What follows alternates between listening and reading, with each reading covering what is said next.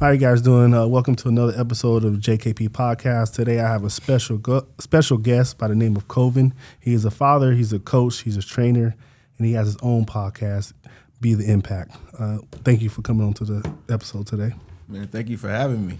No problem. Man, So, me and Decovan go way back. We used to work with each other, back in 2013? About 2013. 2013, and we stayed in touch throughout the years. We trained together. We did some workouts, some boxing.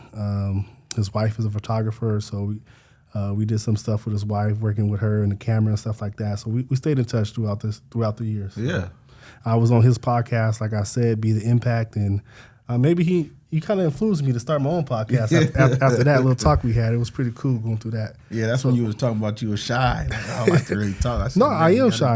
I really am shy. Yeah, this is talking and stuff like this is kind of like something new to me, and I'm trying to overcome that shyness. So, especially when you're around people, so you got to be a talker. When you're a photographer. That's true. But me being a photographer, videographer, I'm normally behind the camera, behind the scenes, so I don't have to be in front of it. Yeah. But now I'm trying to step into that area where I'm in front of the camera a little bit more. Yeah. So talk to me about Be the Impact. What made you want to start your podcast, and how did it all come about? It came all about during the pandemic when I was just at home with the kids, because I worked for Kerman Unified, so there was no school. So I was like, man, I need to do something. I can't coach right now. I can't do nothing that I normally do because everything's shut down. So I just came up brainstorming ideas. I said, man, I'm going to start a podcast. So I was on YouTube learning, bought some equipment just off of what YouTube was saying, but it wasn't good equipment. Had like a humming sound and all that. So I said, let me send that back. Then I bought the equipment that I really wanted. Then that's when I still didn't use it up until 4 episodes ago, but it takes time to get adjusted to, right? Yeah, you got to get adjusted to it, get used to it. But I started off of Anchor, the Anchor app, so where you can record your podcast on there and they'll upload it, then they'll distribute it out. Now, do they get a percentage, like if you started getting paid and revenue from it, do they get a percentage of that, or how do they get benefit? They benefit by you just using the app, but you can get monetized by how many listeners you have. Okay. So the more listeners you have, the better ads you get to put on your podcast to market Anchor. Okay. So the more listeners you have, you can get paid off of podcasting. So you mentioned listeners. So like, I know a lot of people out here got podcasts that talk about some good information. Yeah. But they're not getting the listeners. Like, how do you grow that? You just got to market it. That's what I'm doing right now, trying to just market it and then give people what they want. That's what I've been trying to learn how to do now, is just give people what they want. So if they looking for something that they really want to listen to and learn from that or get good information from, they're going to keep coming back. Okay. So that's what I'm trying to learn. Just give the people what they want. Okay. That's how you get your listeners. So Be the Impact. What are your goals? What are you trying, like, the subject topics you trying to go with Be the Impact? Well, Be the Impact first, as you know, start off as a podcast. Okay. But then now being around different individuals, like Rudy from No Limit Fitness, which he's at Spotlight now, being around that, being in the gyms, being around athletics, it got bigger. It got bigger than just a podcast. Now it's Be the Impact Athletics, which is me trying to gain clients from personal training, group training, youth training, coaching, all that. So it's manifested into Be the Impact Athletics, which being around football, it manifested into Trenchman. A shout out to U50, Ken and all those guys that sparked my mind to say, man, I could do something like that for the kids in my community. For everybody who can't get to Clovis or to these other outlets, let me bring it to them, something different that they're not used to. Then that's manifested into like clothing, like urban wear and stuff like that. So you're pretty much branding. Brandon, yeah. It's everything. Yeah, trying to be everything. Athletics, podcast, motivational speaking, just, everything. Brandon. Yeah. That's smart. That's really smart. Yeah, so it's a process though. It's just trying to day by day, just working towards that goal. Well, that's good. So tell me a little about yourself. I know you're born and raised in Fresno. You went to Washington Union. Yes. I know you're coaching at Washington Union right now. So tell me a little bit more of your background and how you got into athletics and stuff like that. Man, how I got into athletics, I always wanted to play football, wanted to be a quarterback. You know, everybody got that quarterback dream. Hey, me too. But as I was growing up, I was always too big. So they always had a weight limit. So I was in the 5th grade, they got me trying to make weight to play with the 7th, 8th graders. Like, So you was playing up. yeah, I was playing up just to make weight, but I went to like 2 weeks of practice, then I got my pads, got ran over. I said, nah, I'm not going back. I'm not even playing. So I understand why kids quit because they don't play. You put in all that work, you don't get to play. So then growing up, I did track and field at Ernie Pyle, Toby Lawless, and then eventually got to Washington Union. So that was the only sport I can really play is that and cross country. But I get last every time in cross country. I just walk the whole Wilbur Park. You never did no shot put anything? With Yeah, I did shot put. Okay, shot put. Okay. Track and field, shot put. I was pretty decent at that. That's individual sports, so you ain't got to weigh in, you ain't got to do nothing but just show up and throw. So then I got to high school. Then that's when I really got to flourish. Like I got to play football for the first time without having to weigh in or anything, and then I still didn't know what I was doing. But they seen a big kid on campus. They like BBK. They used to call me the big black kid. So they didn't know my name. Yeah. So that's how I got to get into football. Then the next year, I got the opportunity to play varsity. Okay. Second year ever playing football. And what position were you playing? I played defensive tackle and I played guard. Okay. Then my senior year, I got moved to tackle. Okay. But then football, then I did wrestling. But wrestling was an individual sport too, but also a team sport. That's where I really got my confidence of being an individual.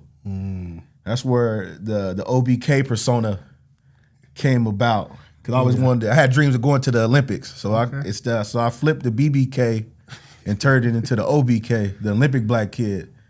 But for me, it was just like, I just wanted to be the best person on the team, in the valley, in the state. So that was always my goal, to be the best on the team. That anything I did, I always wanted to be the best. Okay.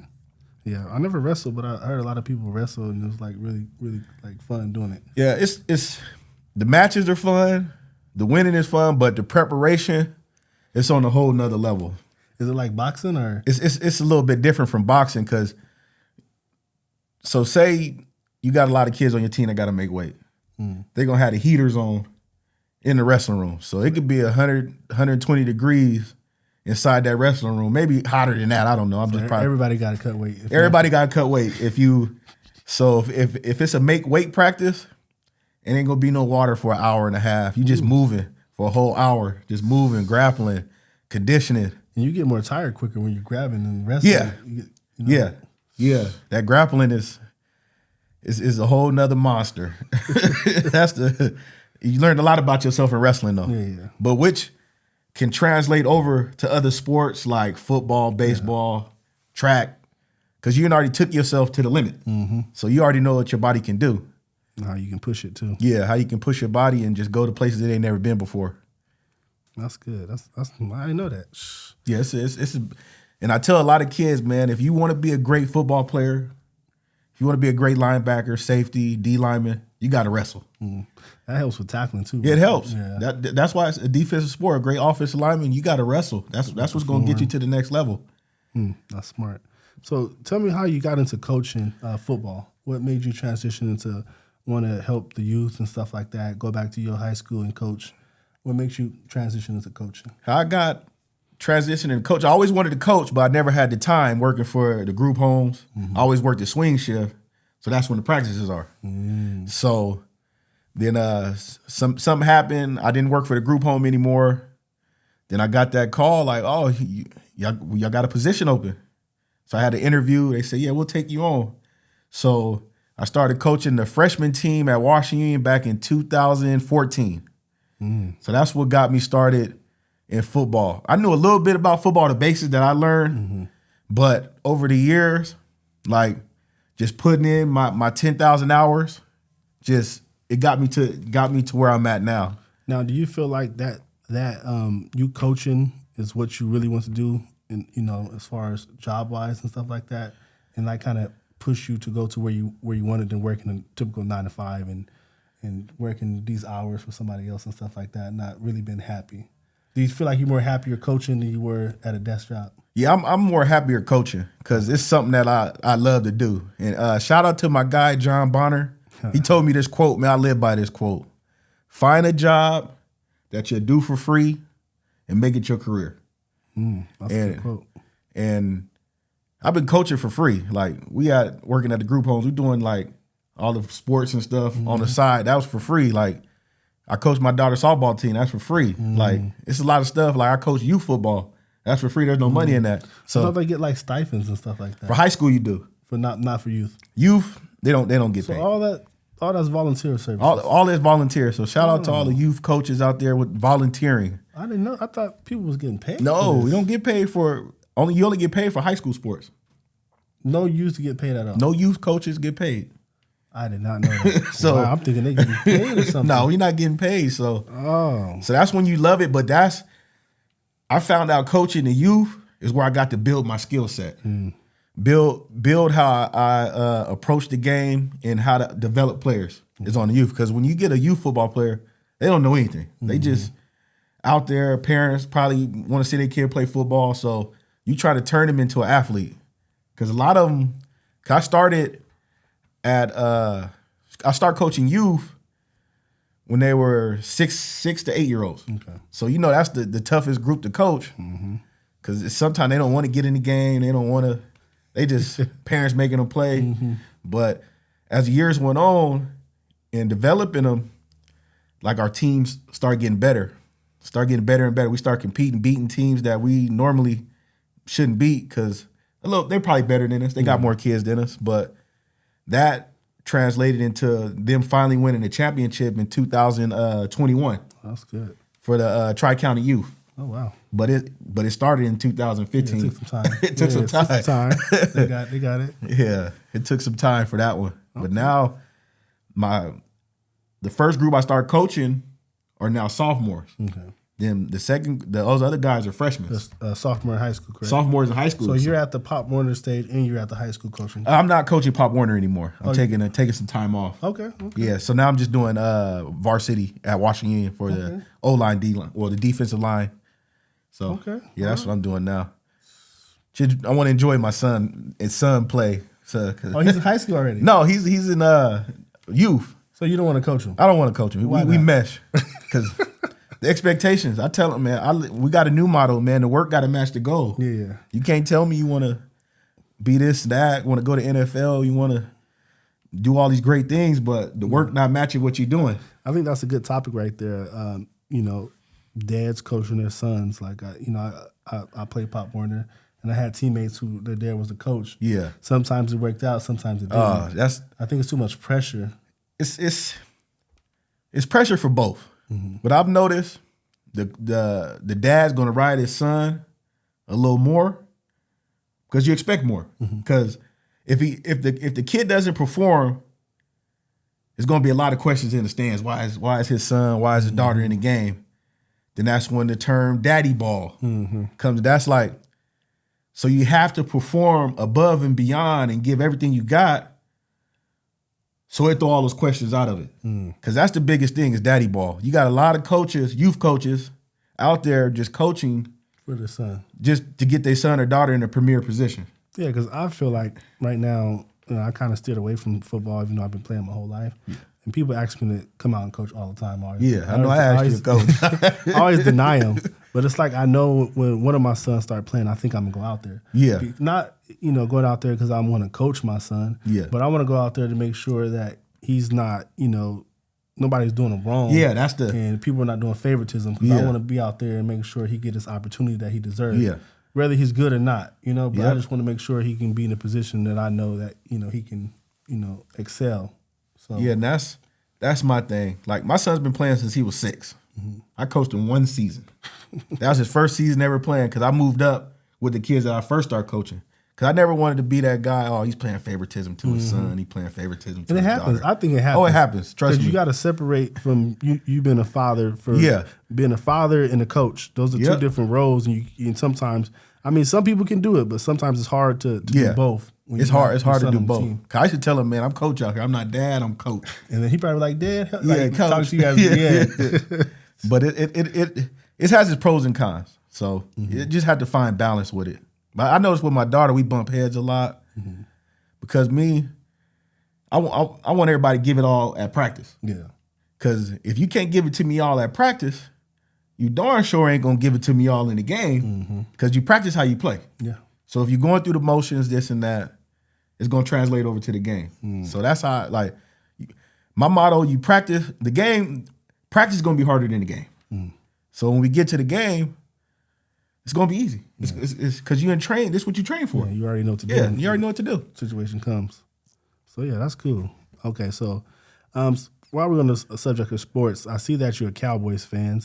I feel like everybody in Fresno is either Cowboy, Raiders, or 49er fan. Yeah, man. That's like a Fresno thing, like especially the Cowboys. Oh man, yeah, Cowboys. It's those three teams.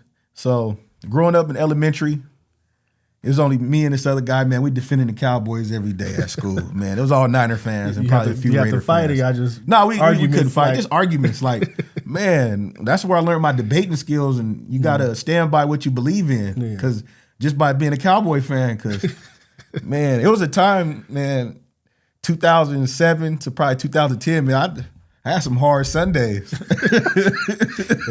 was losing. Oh, we was winning, but then we'll lose at the end. We go 14-2, lose first round of the playoffs. And my son, he a Niner fan. My daughter, she a Niner fan. How'd that happen? They aunt. Oh, okay. So some John's Incredibles. They went to John's Incredibles and got converted to Niner fans. Nothing you can do. Nothing I could do.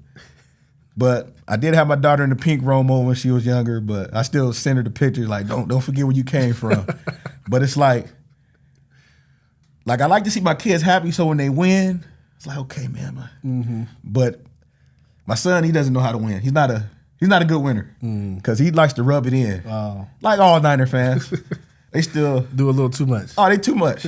They too much. So do you buy the Niner jersey, or they got to get their own allowance to pay for the? I buy the jersey for them. I buy the jersey. Do you touch it, or you tell them you go get it? I touch it every day, wrap it up, give it to them. Because I try to treat it how I wanted to be treated when I was younger. Like, man, so my son, he a Niner fan. Okay, I'm gonna get you all the jerseys. Like, it's gonna take some time to get them all because they cost, but I'm gonna make sure you can express yourself how you want to. So with your team. So when it's football season, he'll flip a different jersey every day when it's football season. Don't let him make it to the playoffs and stuff. He repping every day. Every day. Then he got a couple from his aunt that she had gave him. So he got about 10, 15 Niner jerseys. Oh, wow. Old school. But he's one of those guys, man, that did his history. He'll go on YouTube, watch all the games before he was born. He know all the old players, new players. Like, he's a Niner fan. He's really a Niner fan. Yeah, but it gets on my nerves sometimes because they beat us last year in the playoffs. So talk to me about like the upcoming season. I seen that Dak Prescott, he got hurt and needs surgery or something. Yeah, he broke his thumb. He broke his thumb. Bro, I didn't see the game. I watched half of it because I was getting kind of frustrated. Man, we stopping them, but we ain't stopping them. You got Fournette looking like LSU out there. Oh, they played the Bucs. That's They played the Buccaneers. So we having them kick field goals, but we ain't coming with nothing with it. So yeah, Dak broke his thumb. So now we got the backup guy in. So we'll see how we do. But hopefully they give Zeke the ball. Hopefully Did they run the ball the first week? I think Zeke had about like 10 carries and Pollard had a few, but we didn't commit to the run. Yeah, it's not enough to give different looks. He need at least 20. I would say. Zeke need at least 20. 20 touches. Needs 30 to win the game. We gotta get 30. We gotta go back to old school. Ooh, 30 touches. Get up under that pro set. So I see you're Lakers fans. How you feel about this upcoming season? Man, I haven't even really been keeping up with the basketball. Man, you said forget it after that last year. Huh? Yeah, that was terrible. I know he made some good trades, But to be honest, I haven't even been watching TV. I just watch YouTube. But I watch like a lot of Eric Thomas and. Okay. That's a motivational speaker. Yeah, motivational speaker. I ain't seen nothing from you in a while. Yeah, they got a conference coming up in Chicago. I wish I could go to, but it's football season, and I mostly just be watching motivational stuff. Or I've been mostly getting into my spirituality, so really ain't really got time for the TV. Then I'm trying to build BD Impact, so it's like locked in. Yeah, I'm locked in on that. So I really ain't even. I barely even watched the football. I didn't watch no preseason this year or nothing. So, but I need to start. Because that's how me and my son bond is through football, so I got to get back on. You got the man cave over there. Last time I was over there, you got the man cave. It's no man cave no more. Everybody got their own room, man. Whoa, what happened? I still got the arcade and stuff. Everybody got their own room. Then we turned the man cave into a gym. You got rid of the man cave? Yeah, so I don't have a man cave no more. I have an area. Okay. I have an area where but the kids I put all my kids like memorabilia. I'm their biggest fan, so I got all they old jerseys hanging up and helmets and their little memorabilia. Okay, talk to me about Trenchman. What is that? Trenchman, that manifested out of being around U50, and I like what they were doing, but it's just hard to get out there to Bicentennial Park all the time.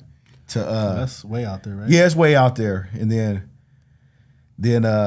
just the time that it was for us to go was like at 5 o'clock rush hour. So I don't like freeways. Yeah, freeways packed, and it's just hard to get out there. But we were supporting, bringing. I used to take about 4 or 5 kids from Washington out there when we did have practices. But I wanted to do something for my community, so that's when I came up with the Trenchmen. Okay. And where do you guys practice out? We practice at Washington High School every Monday for right now, from 6:30 to 7:30. So it's open to all youth that play football. It's just D-line right now. Once the off season comes, then we'll be able to incorporate like a training regimen and stuff like that to get you prepared for your upcoming season. So that's where that came from. Just because there's nothing like that really in the Valley, and then just U50's doing it. So I said, man, I could do something like that for the West Side or the Eastern community. Yeah, I feel like the West Side don't have a lot of programs. We don't have anything. We don't have anything. So it's up to the guys to give back that are from that area. So like, so they got that long drive. Because like that's how you got No Zone and Tone Setter. Shout out to Calvin and Johnny and them. My cousin Shaq and Mike, those guys that's where it came from too. Like, man, they got something for the skills. So they got the 7-on-7 for them, but there's nothing for the linemen. So I said, let me bring this. That's important right there. Yeah. Blocking for y'all to get all these yards and passing all this stuff. Front line every time it's on. That's the motto right there. Front line every time it's on. It's a fight. Every snap's a fight down there. So, and that's what we're not producing enough of linemen. So it started with a couple of the kids that I've been working with since they were in Pop Warner. Now that are on JV, got one kid on varsity. So it's gonna keep growing. Okay. So how's the season going with the Washington? Our season's going pretty good. We're 2-1 right now. That's a good record. Yeah, we lost one to Lemoore. That's the week I was out. I caught. That's a military base. They got a high school over there. Yeah, they got a high school in Lemoore. Okay. Lemoore High School. Yeah, so I ended up catching COVID that week, so I was out the whole week. So it was kind of like I wouldn't have made a difference though. I probably wouldn't have made a difference. Maybe be impact. You probably would have won that one. Yeah. So it was a high scoring game. We just couldn't get it done at the end. We couldn't bridge that gap to tie the game up. Yeah. So seen on your Instagram, you had a picture of you like talking to a motivational speaker. I think they need that. Like I feel like that brings a little. I'm trying to get into that lane. I'm trying to be that. I'm trying to fit myself into that. Yeah, when I see the picture, I was like, oh, he giving them the talk. That was an emotional. Now I know what night you're talking about. That's when we won the 8th grade championship. Yeah. So that was like years and years of just hard work, coming up short every year. Their Pee Wee year, we lost in the semis to get to the championship to Kerman. Then the junior year, a couple kids left, like a lot of key players left. So we had a winning season, but we didn't make it to the playoffs or anything. Then we had the COVID year. Then some behind the scenes stuff happened where I wasn't gonna coach, but I felt like I owed it to the kids to give them at least one more season. So I wasn't the head coach. I was just the defensive coordinator. Okay. So is the head coach a hard position to get, or is it more politics? Right now I think it's politics at the youth level. So, but it's do you gotta start at the Pop Warner and then high school, or can you just like? Depends on how you get in. Like me, I started in high school first. I did youth football because I felt they needed somebody out there that knew what they were doing, and then I was gonna be out there anyway because my daughter was cheering. Yeah. So that's how I got into Pop Warner football. Cause I never really thought about being a Pop Warner coach until I started. I like this. Like they're more receptive to what you're telling because they don't know nothing. They never played before. So that's why I think like. But if you want to become a good coach, you should coach youth football because it's different. It's like you gotta pay attention to the details because it's all technique and all that. Getting them ready. Fundamentals. Getting them ready for the next level. So that's why a lot of my kids were able to transition to high school much easier, and a lot of the freshmen almost had opportunities to play varsity as a freshman, as a lineman, because of the work that they put in at the youth level and the preparation that they got at the youth level. You help transition to the next level.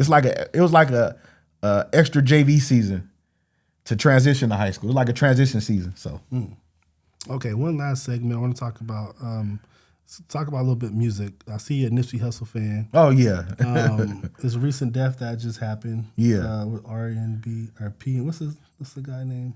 I never heard about it. I'm not too sure. I don't listen like to it. I seen it or something. Yeah, I know who you're talking about. I seen it on Instagram, but I don't even know who that is. How you feel about the culture of LA and just people, getting robbed, killed in broad daylight? The culture now, what I've noticed, it's a lot of boasting and bragging about the things that you have.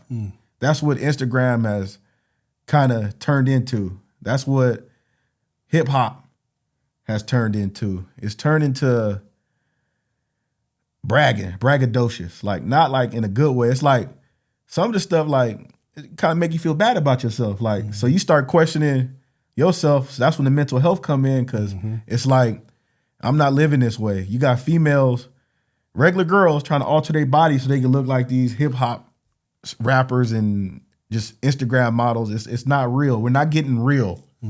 As far as like, you can tell when somebody authentic because the music's gonna outlast their life.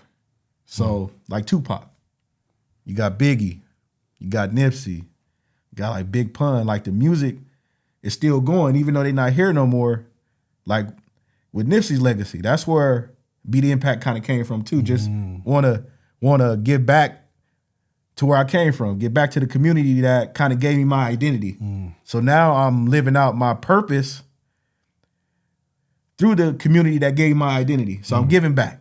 That's real. So it's like, but then you got like some music is just poisoning you, like poisoning you to do drugs, poisoning you to sip lean and do this or that. But some of it's good music, like don't get me wrong, but it's just the kids now. It's a new generation. Yeah, the kids now believe it. Like they believe you out there doing drive-bys and doubling back and doing all this stuff. They believe it. So that's why it's so much murder and chaos now since the pandemic, because they believe it. They think it's real. And a lot of rappers is not doing a good job of giving them the bad with the good. They just giving them the good. Yeah. So they just think, oh, it's all good, but it's a bad side to it too. It's a lot of people serving life sentences. So all that money and fame comes all that money and fame. More. Make sure you have security if you got, walking around with expensive stuff and chains and but when you're eating with your family and your daughter and stuff, like you shouldn't, be attacked neither. But but if that's the energy that you bring, that's what's gonna come back to you. So if you talking about shoot 'em up, bang bang, that's what you're gonna attract because they're gonna try to try you. They're gonna want to try you. They're gonna feel like they can get some brownie points off of getting you. So they're gonna try to try you, take your chain, assault you, do something. Yeah, I just want to pray for that family, and hopefully things change in the future, because I feel like, you know, just killing people, black people, especially people, you know, famous and making money for their community and their family.